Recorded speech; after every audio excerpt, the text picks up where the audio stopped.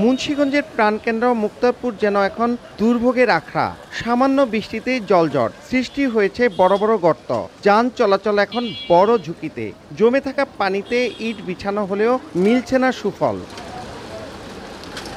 শীতলক্ষ্যা ৩ সেতু চালুর পর পদ্মা সেতুর সাথে ঢাকা চট্টগ্রাম সড়কে সংযুক্তির সহজ পথ ব্যবহারে এই পয়েন্টে যানবাহন বেড়েছে।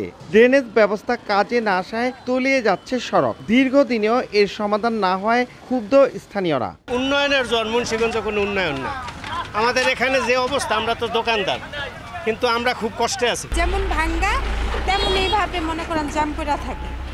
সময়ের মতো সময় কাজ করতে পারি না, অফিস ঠিক মতো পৌঁছাইতে পারি না। এই গর্তের মধ্যে চাক্কা পরে অনেক ক্ষয়ক্ষতি হয়, আমাদের মুরগিও মারা যায়, পাত্তি ভেঙে যায়, অনেক ক্ষতি হয়। গাড়ি চলার মতন কোনো লোক যায় না, আর মানুষের এইখানে দুর্ঘটনা হইতাছে। নগদের কাছে সব গ্রাহকই প্রিয়, তাই তো সারা দেশে ক্যাশ আউট চার্জ সবচেয়ে কম। কর্তৃপক্ষ বলছে ধলেশ্বরী নদী পর্যন্ত ৮১০ মিটার দীর্ঘ ড্রেনেজ প্রকল্প বাস্তবায়ন ছাড়া এর সমাধান নেই। এই ড্রেনটির সঙ্গে 3টি ক্রস ড্রেন থাকবে এবং 6টি পিট করে দেওয়া হচ্ছে, যাতে অত্র অঞ্চলের যে জলবদ্ধতার যে পানীয়গুলো সেগুলো সরাসরি যেন নদীতে নিষ্কাশনের ব্যবস্থা করা যায়। সড়কটিতে প্রতিদিন ১০,০০০-এর বেশি যান চলাচল করে। পানিতে ডুবে থাকা গর্তে পড়ে গেল ৩ দিনে অন্তত ১১টি দুর্ঘটনা ঘটেছে। মুন্সিগঞ্জের মুক্তারপুর থেকে নাসির উদ্দিন উজ্জ্বল, সময় সংবাদ।